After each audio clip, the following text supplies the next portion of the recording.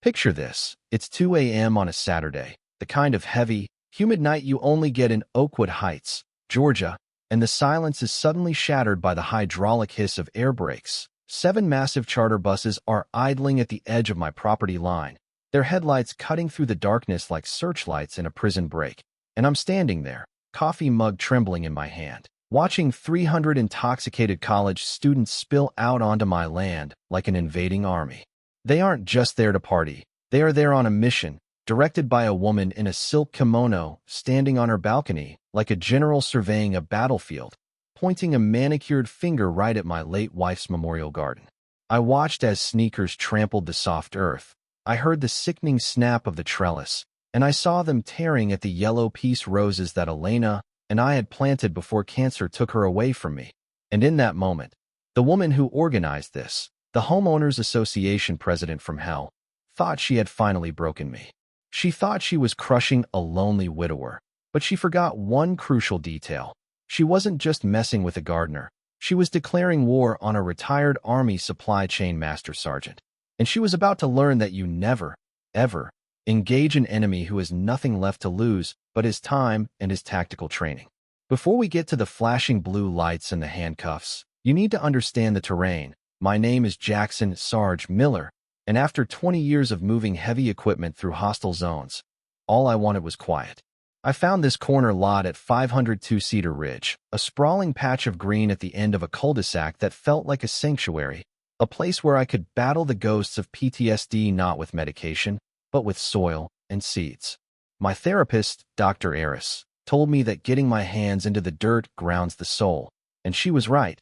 There is a specific kind of peace that comes from watching a tomato vine climb toward the sun. It's a slow, quiet victory over chaos. Elena, my wife, she loved this dream. Even when the chemo made her too weak to stand, she'd sit by the window and circle plants and catalogs, pointing out these specific yellow roses, saying they looked like little bursts of hope. So, when I moved in, planting those roses wasn't landscaping, it was a vow, a way to keep a piece of her alive in the Georgia clay. Enter the antagonist of our little drama, Patricia Sterling Vance, a woman whose very existence seemed to be an allergic reaction to joy. She lived in the McMansion at 10 Willow Creek Lane, driving a Mercedes G-Wagon that was so polished you could fix your hair in the reflection of the bumper, and she ran the Oakwood Estates HOA like it was her personal fiefdom. The first time we met, I was building raised beds for my heirloom peppers, sweating through an old t-shirt, feeling good for the first time in months, when the Mercedes rolled up. She stepped out, not to say hello, not to welcome the veteran to the neighborhood, but to ask if I was running a commercial farming enterprise. I laughed, thinking it was a joke, telling her it was just a victory garden, therapy for the mind, but her eyes, cold as slate, scanned my yard like a Terminator acquiring a target. She muttered something about aesthetic cohesion and property values, and 3 days later, the first letter arrived via certified mail, a $100 fine for cultivation of non-ornamental vegetation in a visible sector. She fined me for growing food. She fined me for vegetables. And that was the moment I knew this wasn't about rules, it was about dominance. I tried the diplomatic route. I really did. I went to the courthouse, pulled the original 1998 covenants, and realized my lot was grandfathered in before the 2015 Beautification Amendment that banned vegetable gardens in front yards. I sent a respectful letter, attached the legal proof, and thought that would be the end of it. But Patricia wasn't interested in the law, she was interested in submission. She escalated, sending 14 violation notices in a single week, 14, claiming my grass was 1/8 of an inch too high, that my mulch was the wrong shade of brown, that my bird feeder was attracting undesirable fauna. I was racking up $1,500 in fines, facing a lien on my house, all because I wanted to grow peppers and remember my wife. My neighbor, sweet old Mrs. Higgins, finally whispered the truth to me over the fence one morning, telling me that Patricia had been trying to sell her house for a year, but buyers kept walking away, and Patricia had convinced herself that my farm was the reason her property value was stagnating. It was pure economic desperation masked as community standards. She needed someone to blame for her overpriced house not selling, and she picked the guy she thought was just a dumb grunt. But here is the thing about logistics. It teaches you to look at the supply chain, to find the weak link. So I stopped gardening for a week and started digging, not in the dirt, but in the county archives. I spent days at the clerk's office, charming the receptionist, Betty, who started to look forward to my visits because I brought her fresh basil. We pulled every permit, every zoning request, every blueprint related to Patricia's property, and oh boy, the hypocrisy was staggering. You see, bullies always think the rules are a weapon they hold, never a shield that protects others, so they get sloppy. I found 3 distinct violations that made my vegetable garden look like a joke. First, that massive deck she stood on to judge me, built in 2018 without a single permit from the Architectural Control Committee, the very committee she now chaired. Second, her husband, Dr. Vance, a cosmetic surgeon, was running a consultation clinic out of their pool house, which was a direct violation of the strict no commercial business clause in the bylaws. But the smoking gun, the absolute nuclear option, was the survey of her beloved koi pond, a grandiose stone structure that, according to the official county plat, extended 4 feet past her property line and onto the HOA's common area.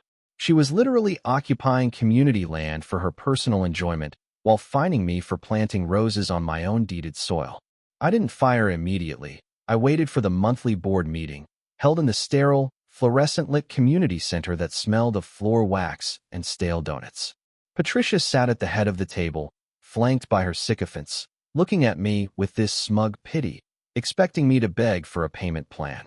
Instead, I pulled out a binder, thick and organized with tabs, and I said, "Madam President, before we discuss my tomatoes, we need to address the unauthorized permanent structure at 10 Willow Creek Lane, the unlicensed commercial medical operation at the same address, and the theft of community property via encroachment." The silence in that room was heavy, physical. You could hear the hum of the vending machine in the hallway. Gary Nolan, the treasurer, grabbed the papers, his eyes widening as he saw the county stamps, the official surveyor's seals. Patricia turned a shade of pale that I didn't think was biologically possible, stammering about harassment, about how I was stalking her, but the facts were ink on paper, undeniable and cold. Barbara Fields, the only board member with a backbone, looked over her reading glasses and said, "Patricia, is this true? Did you build that deck without approval?" Patricia slammed her hand on the table, screaming that I was a menace, that I didn't belong in her neighborhood, that people like me, and she actually used the phrase, "government handouts," were ruining the prestige of Oakwood Heights. The mask slipped, just for a second, and everyone saw the ugly, classist bigotry underneath. But instead of retreating, she doubled down. She adjourned the meeting in a rage, storming out with her husband trailing behind her like a beaten dog. But as she passed me, she leaned in, her perfume overpowering and chemically sweet, and hissed, "You think you're smart? I'm going to bury you." I watched her leave, feeling the adrenaline dump in my stomach, knowing that I hadn't won a war. I'd just survived the opening skirmish, and the real bombardment was yet to come. If I thought exposing Patricia's hypocrisy would make her back down, I was dead wrong. Because for a narcissist, public humiliation isn't a deterrent, it's fuel. The week after the meeting, the subtle harassment turned into a full-blown siege, utilizing the bureaucracy of the city against me. It started on a Tuesday when a code enforcement officer, Inspector Davis, knocked on my door looking apologetic, holding a clipboard that detailed an anonymous complaint about unsanitary livestock conditions and hoarding. I invited him in, walked him through my immaculate garden, showed him the sterilized compost bins, the neatly tied tomato vines, and he just shook his head, signing off on the paperwork while muttering that this was the third waste of time call he'd had on my street that week. But Patricia was just warming up, testing the perimeter defenses. 2 days later, my water was shut off. The utility company claimed they received a request from the homeowner stating the property was vacant, a request that was traced back to a burner phone but sounded suspiciously like a woman with a mid-Atlantic accent. Then came the Child Protective Services visit, triggered by a report that I was running an illegal daycare in unsafe conditions, which was laughable since I live alone and my only children are jalapeno plants. It was psychological warfare, designed to make me paranoid, to make me feel like I was being watched 24/7, and honestly, it was working. I wasn't sleeping, I was patrolling my own living room at 3 a.m., staring out the blinds, watching that white Jew wagon slow down every time it passed my driveway. I called in reinforcements, my old buddy from the unit, Mike Breaker Thomas, who had traded his rifle for a law degree and now specialized in property disputes. We sat at my kitchen table, surrounded by piles of violation notices and cease and desist letters, and Breaker looked at me with that serious expression he used to wear before a convoy rolled out. "Sarge," he said, "she's not trying to fine you anymore. She's trying to provoke you. She wants you to snap, to do something violent or illegal so she can get a restraining order and force a sale." We needed intel, so I went back to Betty at the city clerk's office, and what we found changed the game entirely. We requested the logs for all complaints filed against my address and cross-referenced the phone numbers. It turned out Patricia had filed 47 complaints in 6 months, using different names but the same IP address for the online forms. But the real breakthrough, the twist that made my blood run cold, came from Mrs. Higgins. She came over one afternoon with a plate of cookies and a terrified look in her eyes, telling me she overheard Patricia talking on her terrace to a man who wasn't her husband. They were discussing the easement loophole. I rushed to my deed, and there it was, a forgotten clause from the 1980s subdivision plan. A 20-foot utility easement that ran directly behind my property, technically accessible for community maintenance and gatherings. It was a strip of land that bordered my fence, right where Elena's roses were planted. Patricia wasn't just planning to annoy me. She was planning an invasion. Linda Chun, another neighbor who works as a civil engineer, helped me map it out, and we realized that while the easement allowed access, it was strictly for passive use, not events. But Patricia didn't care about the fine print. She cared about the optics. Then, Linda's nephew, a sophomore at the state university, sent me a screenshot from a private Facebook group called Partiers. It was a flyer for an event called the Oakwood Rebellion, promising free booze, live DJs, and shuttle bus transport to a secret location that was guaranteed to have 0 rules. The coordinates on the map dropped a pin right on the easement behind 502 Cedar Ridge. My stomach dropped, the realization hitting me like a physical blow.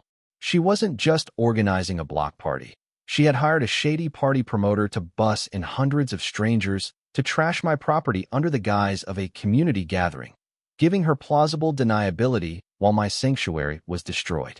Breaker looked at the flyer and smiled, a cold, shark-like smile. "Sarge," he said, "if we stop them now, she gets a slap on the wrist.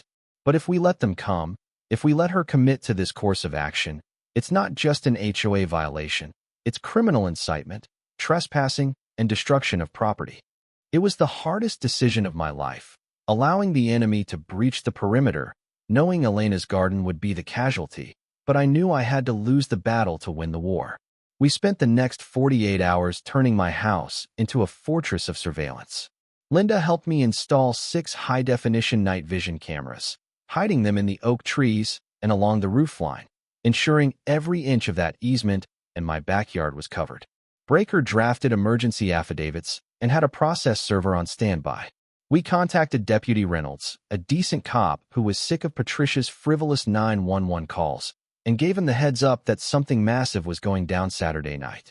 I spent Friday night sitting on the bench I built for Elena, touching the petals of the yellow peace roses, apologizing to her ghost for what was about to happen, promising her that I would build it back better, but knowing that the next time the sun rose, this place would be a wasteland.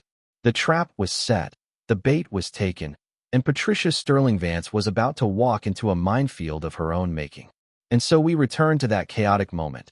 2 a.m., the air thick with diesel fumes and the thumping bass of 300 uninvited guests. The community gathering was a full-blown riot. I watched from my darkened kitchen window, the glow of the security monitors illuminating my face as the mob, fueled by cheap beer and bad decisions, surged against my chain-link fence. Patricia was there in the thick of it, holding a megaphone, shouting over the music, "This is public land. You have a right to be here." She was manic, drunk on power, gesturing wildly towards my property. Then, I saw it. The moment that broke my heart and sealed her fate simultaneously. A group of frat boys, goaded by her pointing finger, hopped the fence. I watched on the monitor as they stumbled into the raised beds, stomping the heirloom tomatoes into paste, and then, laughing, They ripped the yellow peace roses out by the roots, swinging them around like trophies. I wanted to run out there with a baseball bat. I wanted to scream, but Breaker put a hand on my shoulder, his grip like iron. "Wait," he whispered. "We need the cops to see this." And right on cue, the flashing lights of 4 cruisers swept across the lawn. The music cut, the crowd froze, and Deputy Reynolds stepped out, his face a mask of exhaustion and anger. Patricia immediately switched into victim mode, rushing towards him, crocodile tears forming instantly. "Officer, thank God. This man," she shrieked, pointing at my dark house. "He attacked us. We were having a peaceful HOA meeting, and he threatened these poor students." It was a performance worthy of an Oscar, and for a terrifying second, I thought Reynolds bought it. That was my cue. I walked out onto the porch, calm, collected, holding a tablet connected to the security system. The crowd parted, silent now, sensing the shift in energy. "Officer," I said, my voice carrying over the murmurs, "I think you need to hear the audio from 2 minutes ago." Patricia froze, her eyes darting around. I pressed play, and her voice, amplified and crystal clear, blasted through the silence. "Tear it down. Trash the whole thing. I want that ugly garden gone by morning. Break the fence if you have to." The recording echoed off the brick facades of the neighboring houses. Dr. Vance, standing by the punch bowl, put his head in his hands. The color drained from Patricia's face so fast, she looked like a corpse. Deputy Reynolds looked at her, then at the destroyed garden, then back at her. "Mrs. Sterling Vance," he said, his voice dropping an octave. "You are under arrest for criminal trespass, inciting a riot, and malicious destruction of property." As he cuffed her, she started screaming, not at him, but at me, calling me names that I won't repeat, revealing every ounce of hatred she'd been hiding behind her fake smiles. The students, realizing the party was a crime scene, scattered into the night, leaving behind a silence that was heavy with consequence. The next morning, the damage assessment was brutal, $12,000 in destroyed landscaping and irrigation. But the community reaction was the real story. The emergency board meeting on Monday was standing room only. Patricia, out on bail, tried to take her seat at the head of the table, but Barbara Fields stood up and blocked her path. "You are removed, Patricia," she said, her voice shaking but firm. Effective immediately. The vote was unanimous. The neighbors, people I thought didn't care, stood up one by one to testify. Mrs. Higgins, Linda Chun, even the mailman, they all told stories of her bullying, her fines, her tyranny. It was a revolution. Patricia and Dr. Vance sold the house 2 months later at a massive loss to cover the legal fees and the civil settlement I won against them. They moved to a gated community in Florida, and honestly, I pity her new neighbors. But here is the ending I didn't expect. The next weekend, I was out in the mud, trying to salvage what was left of the beds, when a truck pulled up. It was Gary Nolan, the guy who used to be Patricia's yes man. He got out, holding a shovel. Then Mrs. Higgins came with clippings from her own garden. Then Linda. By noon, half the neighborhood was in my yard. We didn't just rebuild the garden, we expanded it. We built a permanent stone bench where the trellis used to be, and on it, we placed a small brass plaque, in memory of Elena, bloom where you are planted. So, justice was served, the bad guy lost, and the roses are blooming again, brighter than ever. But it makes you ask the question, doesn't it? At what point does enforcing rules become harassment? At what point does protecting property values become a shield for discrimination?